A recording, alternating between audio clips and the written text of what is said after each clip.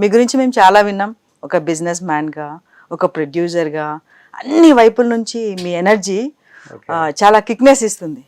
So ఆ ఎనర్జీతో పాటు మీరు ఏదైతే ఒక ఫ్లోలో వెళ్ళిపోతూ ఉంటారో, ఏది డిస్టర్బ్ కాకుండా, ఒక ప్రొడ్యూసర్ అంటారు, మూవీస్ అంటారు, బిజినెస్ అంటారు, ఎక్కడ మీరు ఆగట్లేదు. అసలు ఏంటి, what is the behind it? ఆగడం ఎందుకని అంతే చేయలేదు. బోల్డ్ ఆన్సర్. ఏముంటది ఇందులో, మన పని చేయడమే.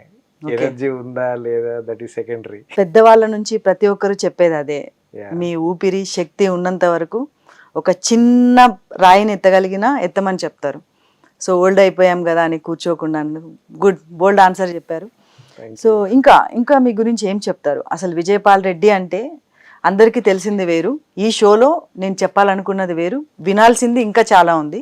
సో అలా ఏంటి విజయపాల్ రెడ్డి అంటే ఏం తెలుసుకోవచ్చు? ఏం లేదండి, common man. Okay, common man నుంచి బిజినెస్ మ్యాన్ గా టర్న్ అవుతున్నా.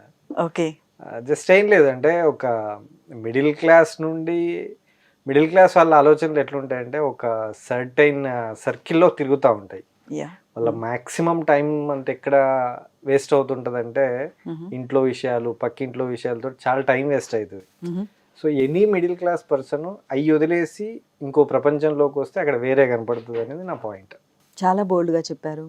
ఇంకొంచెం అర్థమయ్యేలా చెప్తారా? ఎందుకంటే ఈ మధ్య కాలంలో మనం చాలా వింటూ ఉంటాం, ఒక క్యారెక్టర్ని మార్చుకోవాలన్నా, ఒక వ్యక్తిత్వం దాటి ఆలోచించాలన్నా, ఒక మైండ్ సెట్ని డెవలప్ చేసుకోవాలన్నా చాలా కావాలి.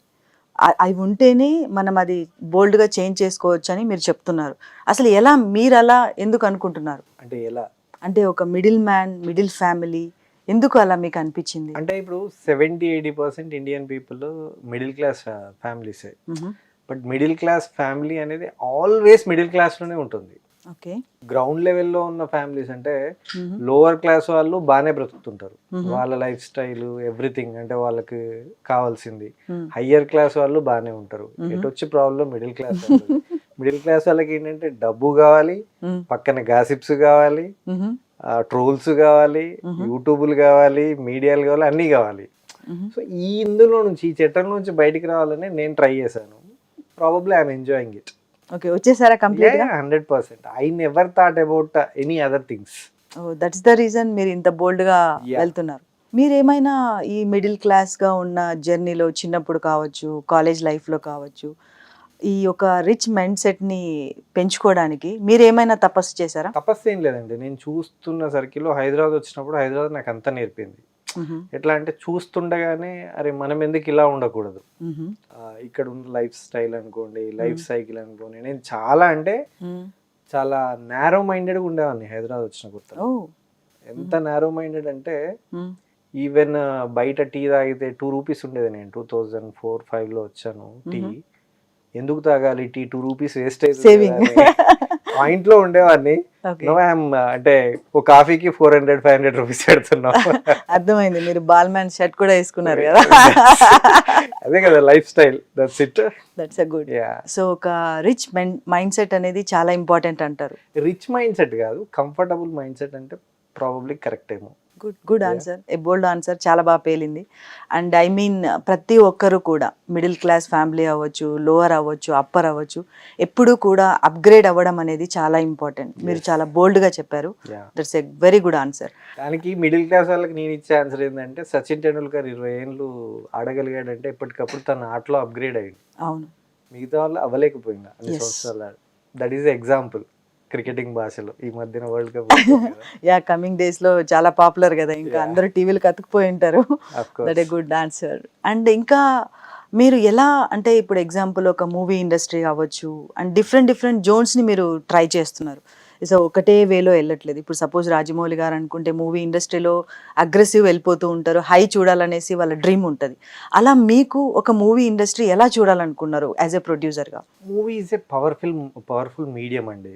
ఎట్లా అంటే నేను 12 నుంచి అంటే 12-14 ఇయర్స్ రియల్ ఎస్టేట్లో ఉన్నా. జస్ట్ ఒక 1%, నా చుట్టూ ఉండే 1-2% పీపుల్కి వాట్ ఐఎమ్ అనేది తెలుసు. బట్ నేను తీసి ఇప్పుడు 2 మూవీస్ తీసాను 3 years లో. ఆల్మోస్ట్ ఒక 20-30% పీపుల్ కి, నా చుట్టూ ఉండే వాళ్ళకి వాట్ టైం అనేది తెలిసింది. ఓకే. దట్ ఈస్ ద ఒక డిఫరెన్స్ కేజీఎఫ్ రేంజ్ లో మీ గురించి చెప్పాలనుకున్నారు. That is the difference between movies and other business. Good good. Yeah. So అంటే మీ గురించి ఇంట్రడక్షన్ మీరే చెప్పుకోవాలనుకున్నారు. ఆఫ్ కోర్స్ అంతే కదా. వెరీ ఎవరు నైస్. చెప్తారు మన గురించి మనం చెప్పకపోతే? ఈ రోజులలో ఎవరికి టైం లేదు మన గురించి చెప్పే టైం కానీ మన గురించి ఆలోచించే టైం కానీ ఎవరికి లేదు. బట్ ఎంతవరకు మీరు సక్సెస్ చేశారు చెప్పడంలో? Success failure it is a part and parcel of the life. నేను సక్సెస్ అయినా ఫెయిల్యూర్ అయినా రెండు ఒకలా చూడలేకపోతున్నామంటే మనలో ఏదో ప్రాబ్లం ఉన్నట్టు.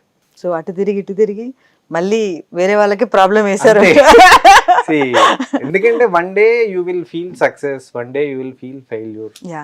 ఫెయిల్యూర్ లో పెయిన్ ఉంటది, సక్సెస్ లో హ్యాపీనెస్ ఉంటది. రెండింటిని నువ్వు క్యారీ చేయగలగాల. అంటే మనిషికి గాడ్ అనేది లాడ్ ఆఫ్ ఎమోషన్స్ ఇచ్చిండు. పెయిన్, హ్యాపీనెస్, సాడ్నెస్, ఇంకపోతే విచిత్రమైన ఫీలింగ్స్ ఉంటాయి కదా మన హార్మోన్స్ బట్టి. Each and every hormone we have to feel. కాబట్టి ఫెయిల్యూర్ ఉండాలి, సక్సెస్ ఉండాలి, ఎంటర్టైన్మెంట్ ఉండాలి, ఎవ్రీథింగ్. బట్ అందరూ అలా తీసుకోవడానికి చాలా ప్రయత్నించట్లేదు కదా. అంటే ఎక్స్ట్రీమ్ ప్రయత్నించట్లేదు కాబట్టి దేవుడు ఏంటంటే అందరికి అన్ని ఇచ్చేస్తాడు. మీరు బాధలు పడండి, మీరు ఆనందపడండి అని. ఇంత హ్యాపీగా నేను చాలా తక్కువ మందిలో చూస్తాను. అంటే ఎవ్రీడే స్మైల్. సో చాలా రెగ్యులర్గా కలిసినప్పుడు కూడా ఫస్ట్ అయితే ఒక కౌంటర్తో అయితే మొదలు పెడతారు. అంటే చూసే వాళ్ళకి అబ్బా విజయ్ ఎంత ఎనర్జెటిక్గా ఉన్నారు అని. సో ఎందుకు అంతగా మిమ్మల్ని మీరు ప్రొజెక్ట్ చేసుకుంటారు?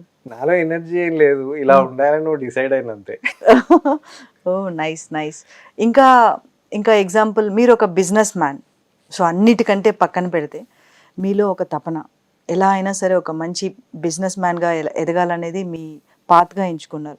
ఇందులో ఒక ప్రొడ్యూసర్ అవ్వచ్చు, లేదా ఇంకో బిజినెస్లు అవ్వచ్చు. అలా అంటే మీరు ఎంత ఎక్స్టెండ్ వరకు ఒక బిజినెస్ని చూడాలనుకుంటున్నారు? అంటే మీలో ఒక విజయ్ అనే పర్సన్ ఎంత ఎక్స్టెండ్ వరకు బిజినెస్? ఇప్పుడు సపోజ్ ఎగ్జాంపుల్ ఒక రిలయన్స్ అంబానీ అడిగారు అనుకోండి, మొత్తం ఇండియా టాప్ వరల్డ్లోనే నేను రిచెస్ట్ బిజినెస్ మ్యాన్గా ఉండాలంటారు. రాజమౌళిని అడిగితే మూవీ ఇండస్ట్రీలోనే టాప్ డైరెక్టర్గా ఉండాలి. అలా మిమ్మల్ని మీరు బిజినెస్ మ్యాన్లో ఊహించాలంటే ఎక్కడ ఊహించుకుంటారు? ఇట్స్ ఇన్ఫినిటీ అండి. అంటే ఇప్పుడు నాకు ఆలోచన మాత్రం నేను చేయలేకపోవచ్చు, కానీ నాకు అంబానీ కావాలని ఉంటుంది, ఎలన్ మస్క్ కావాలని ఉంటుంది, ప్రైమ్ మినిస్టర్ కావాలని ఉంటుంది, చీఫ్ మినిస్టర్ కావాలని. మరి ఎందుకు అవ్వట్లేదు మనం? అది అంత పాసిబుల్ కాదు. మనం ఎందుకు?